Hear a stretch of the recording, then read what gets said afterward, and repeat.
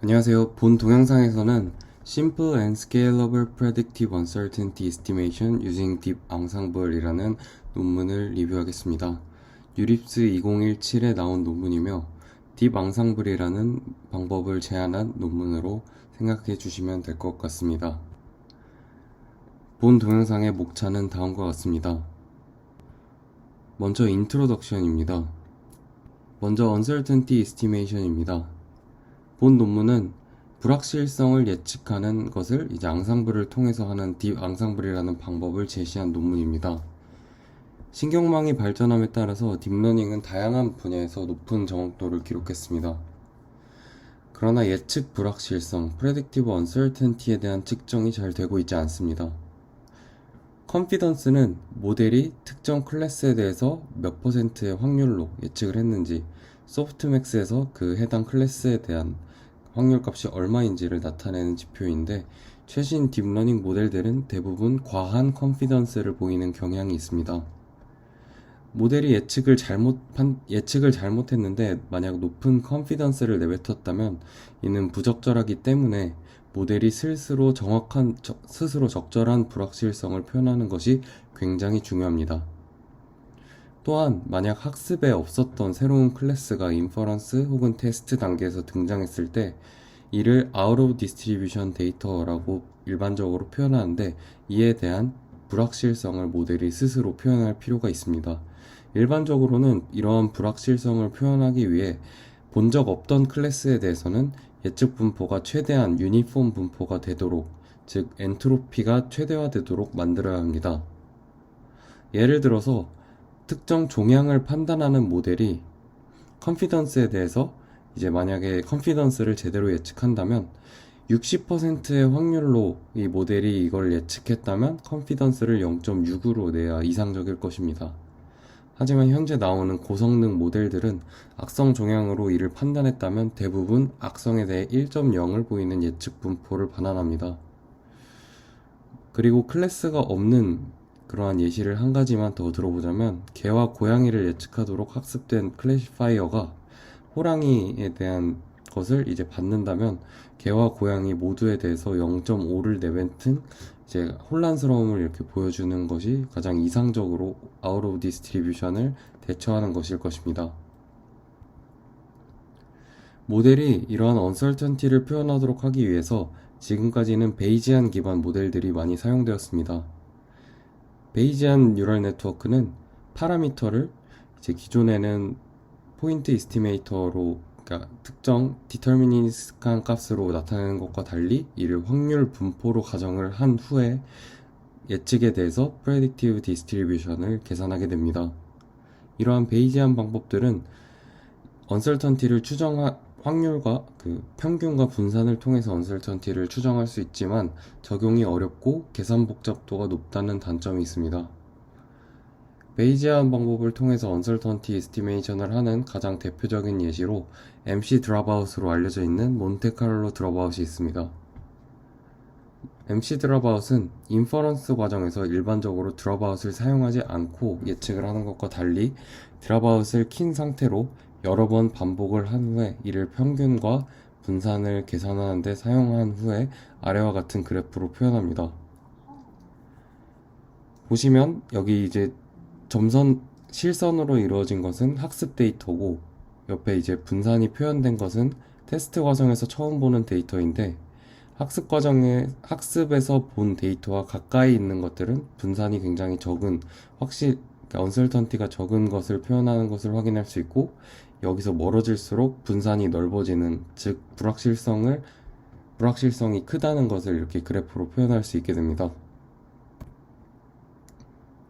본 논문은 앙상블 방법을 통해서 불확실성을 추정하는 방법을 제시했습니다.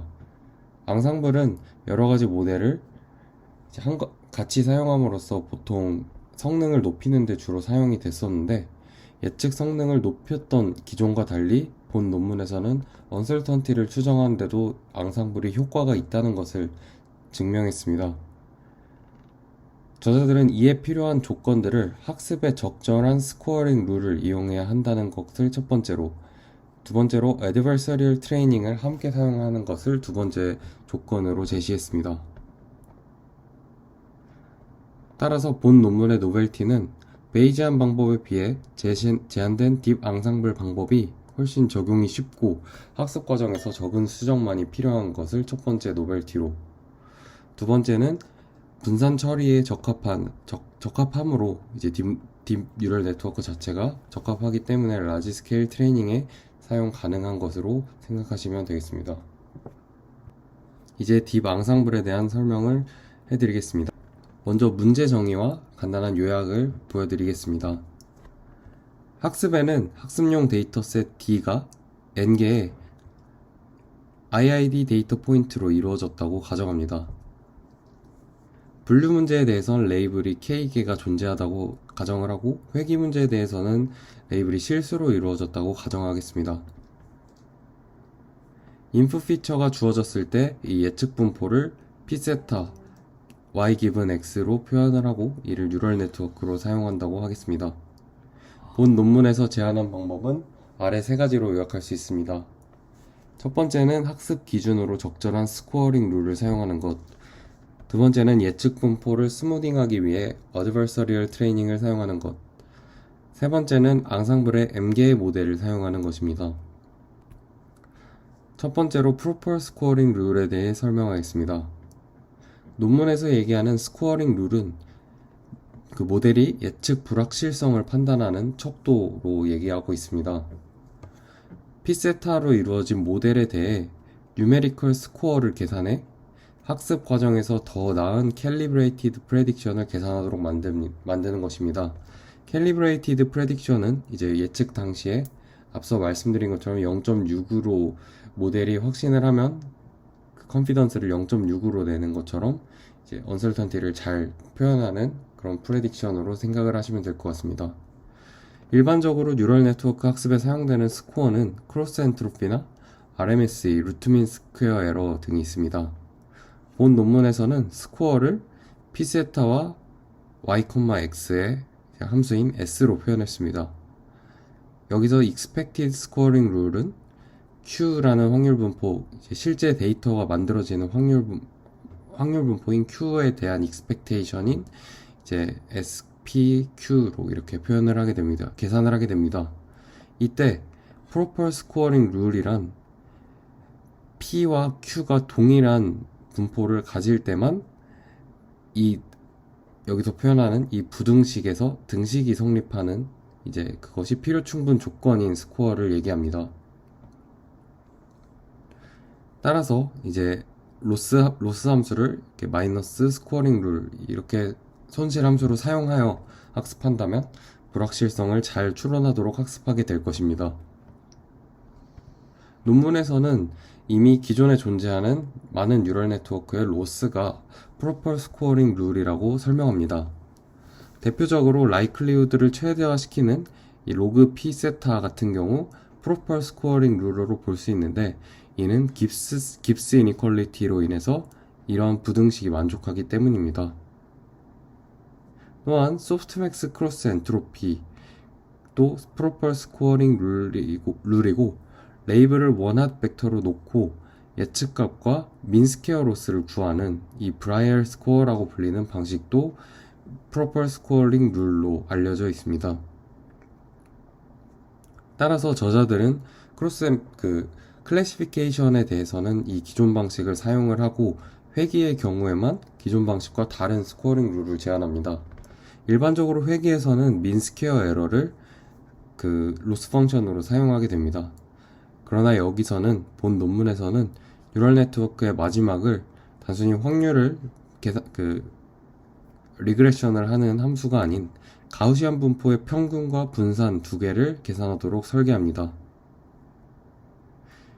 이때 네거티브 로그 라이클리후드를 아래와 같이 나타낼 수 있고 이를 스코어 펑션으로 사용하게 됩니다.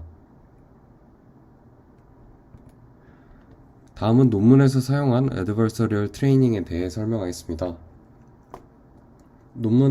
이 논문의 저자들은 adversarial 트레이닝을 통해서 predictive distribution을 예측 분포의 평면을 스무딩, 더 이제 뽀얗뽀족한 것을 평평하게 스무딩할 수 있다고 얘기합니다. adversarial 트레이닝은 adversarial example을 학습 데이터셋에 포함하여 학습하는 것인데, adversarial example이란 아래 예시에서 볼 수 있듯이 아래 예시에서 이제 일반적인 팬더 그림에 특정 노이즈를 추가하면 사람의 눈에는 그냥 팬더로 보이는데, 모델은 전혀 다른 클래스로 99.3%의 컨피던스로 예측을 하는 것과 같이 사람의 눈에는 이상이 없어도 모델은 전혀 예측하지 못하도록 수정된 데이터입니다. Adversarial Example을 생성하기 위한 대표적인 방법으론 FGSM이라 불리는 Fast Gradient Sign Method가 있습니다. FGSM은 모델이 로스가 증가하는 방향으로 미세한 perturbation을 추가하는 방식입니다. 원 데이터의 주변으로 엡실런 네이버후드 주변으로 로스가 증가하는 방향에 위치한 데이터들을 학습에 사용하기 때문에 그것을 이제 학습에 사용하기 때문에 스무딩이 이루어지는 것으로 생각을 할 수가 있습니다. 마지막으로 앙상블에 대한 설명입니다. 앙상블은 여러 모델의 결과물을 합쳐서 더 나은 모델을 만드는 방식입니다. 저자들은 앙상블의 이제 대표적으로 랜더마이제이션 방식과 부스팅 방식이 있다고 설명합니다. 랜더마이제이션 방식은 아래 그림에서 왼쪽으로 여기 배깅이라고 이름 붙여진 것과 같이 개별 모델들을 독립적으로 학습한 후에 예측을 하는 방식으로 일반적으로 베리언스가 감소된다고 알려져 있습니다. 그중 대표적인 방식이 이제 배깅이고, 우리가 사용하는 방식 중에 랜덤 포레스트가 가장 대표적입니다. 부스팅은 개별 모델들을 순차적으로 시퀀셜하게 학습하는 방식으로 에이다 부스트와 같은 부스트가 붙은 모델이 대표적입니다. 이러한 방식은 바이어스를 감소시키는 효과가 있습니다. 일반적으로 랜더마이제이션 한 방식의 앙상블의 성능을 올리기 위해서는 앙상블을 이루는 멤버 각각의 정확도가 높고 각각의 모델들이 서로 독립적인 에러를 내는 게 중요하다고 알려져 있습니다. 일반적으로 부트스트래핑을 이용하는 방식이 랜더마이제이션에서 좋은 전략이 될 수 있습니다. 부트스트래핑은 데이터셋을 이제 복원 추출을 통해서 계속 뽑아서 기존 데이터셋의 수와 동일하게 수가 똑같은 그런 데이터셋을 여러 번 구축하여 앙상블을 하는 방식입니다. 복원 추출을 통해 이제 데이터를 구성하기 때문에 기존 데이터에서 사용되지 않는 데이터가 있을 수가 있습니다. 이러한 부트스트래핑 방식은 개별 모델이 컨벡스 옵티마이제이션으로 한 번에 풀리는, 즉 임의성 랜덤리스가 좀 덜한 모델들의 유효한 방식입니다. 그러나 신경망 기반 모델은 부트스트래핑이 오히려 학습 데이터가 감소되기 때문에 성능 저하가 되는 경우가 많습니다. 이는 신경망이 랜덤리스가 보장되기 때문에 부트스트래핑 방식이 효과적이지 않기 때문입니다. 첫 번째 이유로는 미니 배치를 이용해서 스토캐스틱 그레디언트 디센트류 알고리즘이 랜덤리스를 포함하기 때문이고, 두 번째는 처음에 신경망의 웨이트를 랜덤하게 이니셜라이제이션 하는 방식에서 또다시 랜덤리스가 등장하기 때문이며, 세 번째로 이 신경망을 풀기 위한 고차원의 최적화 문제들은 수많은 로컬 미니머가 존재하기 때문에 앞서 말한 것과 같은 컨벡스 옵티마이제이션으로 쉽게 풀리지 않는 경우가 많기 때문입니다. 따라서 부트스트래핑을 통해서 데이터를 재구성하면 원 데이터보다 적은 데이터로 이루어져 있기 때문에 이걸로 인한 성능 저하가 굉장히 큰 편입니다.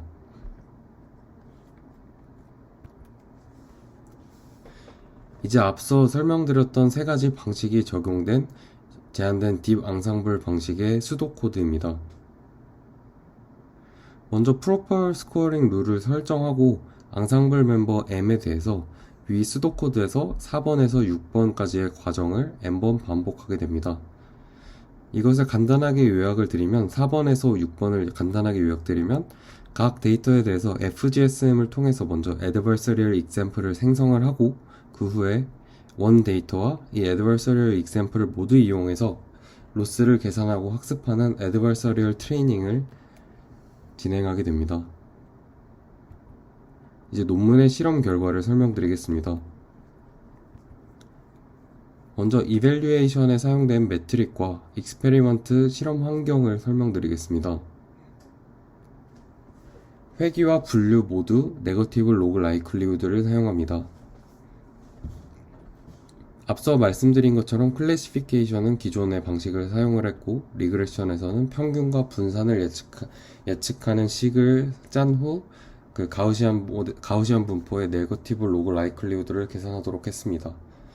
그리고 네거티브 로그 라이클리후드 방식은 프로퍼 스코어링 룰이면서 언설턴티를 평가하는 데 많이 사용되는 방식입니다. 클래시피케이션 태스크에 대해서는 추가로 어큐러시와 앞서 말씀드렸던 브라이얼 스코어를 계산합니다. 브라이얼 스코어는 앞서 말씀드린 것과 같이 원합 분포로 이루어진 타겟과 그 예측 분포를 그 네거티브 로그 라이클리후드가 아닌 민스퀘어 에러를 계산하는 방식으로 구하는 스코어입니다. 리그레션에서는 NLL에 추가로 루트 민 스퀘어 에러를 계산했습니다. 대부분의 실험에서 배치 사이즈는 100을 사용을 했고, 옵티마이저는 러닝 레이스를 0.1로 설정한 애덤 옵티마이저를 이용했습니다.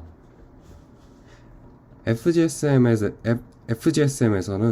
이것이 제한된 원 논문과 달리 엡실론을 인풋 데이터의 레인지에 맞게 0.1, 인풋 데이터의 레인지에 0.01을 곱한 데이터마다 다른 값을 사용했다고 합니다. 먼저 간단한 토이 데이터셋에 대한 회귀 문제에 대한 실험 결과입니다. y는 x의 세제곱 플러스 입실론, 여기서 입실론은 0, 평균이 0, 분산이 3의 제곱인 정규분포로부터 무작위로 생성된 노이즈 값으로 여기서부터 생성된 20개의 토이 데이터를 이용해서 실험을 진행했습니다. 가장 왼쪽 첫 번째 그래프는 민스퀘어 에러로 레그레션을 학습한 후 5개 모델의 평균과 분산을 나타낸 것입니다. 분산이 언설턴티를 거의 표현하지 못하는 것을 확인할 수 있습니다. 두 번째 모델은 네거티브 로그 라이클리후드, 그러니까 본 논문에서 제안한 방식으로 학습한 한 개의 모델에 네거티브 로그 라이클리후드로 계산을 하면 평균과 분산을 계산하게 되니까 그것을 표현한 것입니다. 세 번째 그래프는 앞서 두 번째 모델에 어드버서리얼 트레이닝을 추가한 것이고, 네 번째는 이 세 번째 모델을 5개로 앙상블한 모델입니다. 그래프에서 볼 수 있듯이 네 번째 제안한 방법이 멀어질수록 학습에 사용한 데이터에서 멀어질수록 분산이 커지기 때문에 언설턴티를 가장 잘 표현한 것이라고 생각할 수 있겠습니다. 다음은 실제 데이터에 대한 리그레션 실험 결과입니다. 비교구는 PBP, Probabilistic Backpropagation이라는 방식과 몬테카를로 드랍아웃입니다. 그리고 해당 데이터셋은 두 논문에서 사용한 데이터셋이며 그 해당 논문들의 실험 환경과 동일하게 환경을 구축했다고 합니다.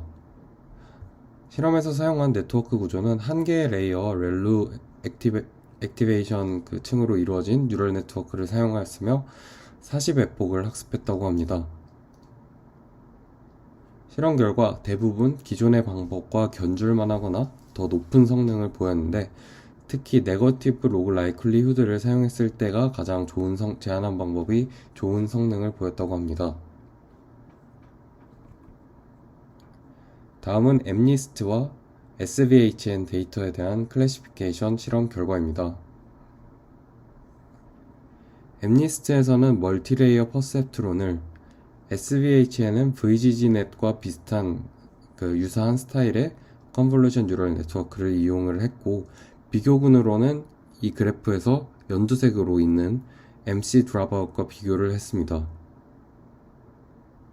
논문에서는 애드버서리얼 트레이닝이 언설턴티 추정에 효과가 있다고 했는데, 이를 검증하기 위해서 임의의 방향으로 노이즈를 첨가한 데이터로 학습한 모델을 비교군으로 추가했습니다.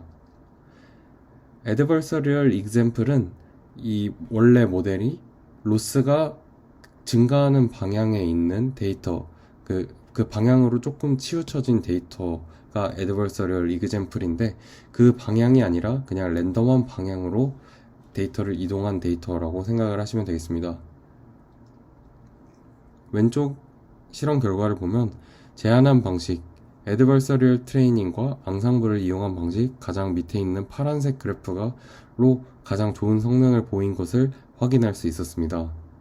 반면에 SVH에는 앙상블 멤버가 늘어나면 성능이 adversarial training이 그렇게 좋은 효과를 보이지 않았습니다. 저자들은 이에 대한 예측으로 클래스가 잘 분리되어 있는 경우 adversarial training이 분류 경계면을 많이 변화시키지 않기 때문이라고 예측을 했습니다. 그리고 이를 퓨처워크로 제안했습니다. 다음은 이미지넷 데이터에 대한 클래시피케이션입니다. 이미지넷 데이터는 아시다시피 굉장히 큰 사이즈의 데이터이기 때문에 앙상블 멤버 수를 조절하는 실험만 수행을 했습니다. 여기서는 인셉션 네트워크의 구조를 사용을 했고 앙상블 멤버 수에 따른 성능 변화를 실험했습니다. 표에서 볼 수 있다시피 멤버 수가 늘어날수록 에러가 굉장히 많이 줄어들었고 브라이어 스코어에서 확인할 수 있듯 uncertainty 추정에 대한 성능도 좋아진 것을 확인할 수 있습니다. 다음은 uncertainty evaluation입니다. 학습 데이터에 존재하지 않는 unknown 클래스를 out of distribution sample로 설정하여 실험을 수행했습니다. 왼쪽은 MNIST 데이터를 IID 데이터로, not MNIST라는 데이터를 OOD 샘플로 설정을 했는데 여기서 말하는 not MNIST는 MNIST와 유사한 데이터이지만 숫자가 아닌 알파벳으로 이루어진 데이터입니다. 우측 그래프는 SVHN을 IID 데이터로, CFAR10 데이터를 OOD 데이터로 설정한 데이터입니다. 그래프의 첫 번째 행은 known 클래스, 즉 IID 데이터들을, 여기서 왼쪽에 있는 데이터들에 대한 예측입니다. 그리고 Y축은 X축은 엔트로피입니다. known 클래스에 대해서는 이 엔트로피가 낮을수록, 즉 컨피던스가 높을수록 굉장히 잘 uncertainty를 표현했다고 볼 수가 있고, unknown 클래스에 대해서는 엔트로피가 높은 것이, 즉 모델이 불확실한 것을 표현하는 것이 이상적인 상황일 것입니다. 즉 여기서는 이 유니폼 분포에 가까울수록 좋고 이 위에서는 디렉 델타에 가까워질수록 좋다고 볼 수가 있겠습니다. 제안한 방법이, 즉 이 실험에서 앙상블과 어드베서리얼 트레이닝을 적용한 방식이 앙상블 멤버가 높아질수록 불확실성을 더 잘 표현하는 것을 확인할 수가 있습니다. 따라서 제안한 방법이 uncertainty를 추정하는 데 굉장히 좋은 성능을 보이고 있다고 생각을 할 수가 있습니다. 그리고 known 클래스에 대한 예측 또한 정확하게 하고 있는 것을 확인할 수 있습니다. 마지막 실험으로 accuracy를 confidence에 대한 펑션으로 사용한 실험입니다. 실제 상황에서는 이 confidence가 모델이 생각하고 있는 확실한 정도를 표현하는 것이 이상적인 상황입니다. 따라서 0.6으로 모델이 예측을 했다면 이것이 60%일 확률밖에 없기 때문에 사람이 개입을 해서 이거를 조금 더 정확하게 판단을 하거나 그런 것이 필요를 하고, 만약 모델이 0.9로 굉장히 높게 예측을 하면 사람이 개입할 필요 없이 모델의 예측을 그대로 믿어도 될 것입니다. 이를 실험을 하기 위해서 특정 스레시홀드를 설정한 후에 그 스레시홀드를 넘는 데이터에 대해서만, 그 사이에 있는 데이터에 대해서만 정확도를 측정했습니다. 이상적인 상황에서는 컨피던스가 높은 경우에는 정확도가 높고 컨피던스가 낮은 경우에는 정확도가 낮아야 됩니다. 그런데 MC 드랍아웃, 여기서 녹색으로 표현된 MC 드랍아웃은 정확도가 컨피던스가 높아도, 즉 0.9라는 높은 컨피던스를 해도 정확도가 50%에 불과합니다. 반면에 제안한 앙상블 방식들은 컨피던스가 높으면 굉장히 높은 정확도를 보이고 그 다음 스레시홀드에 따라서 어큐러시가 점점 낮아지는 것을 확인할 수 있습니다. 즉 굉장히 잘 캘리브레이티드 된 결과를 내뱉는 것을 확인할 수 있습니다. 이상으로 본 논문에 대한 리뷰를 마치겠습니다. 들어주셔서 감사합니다.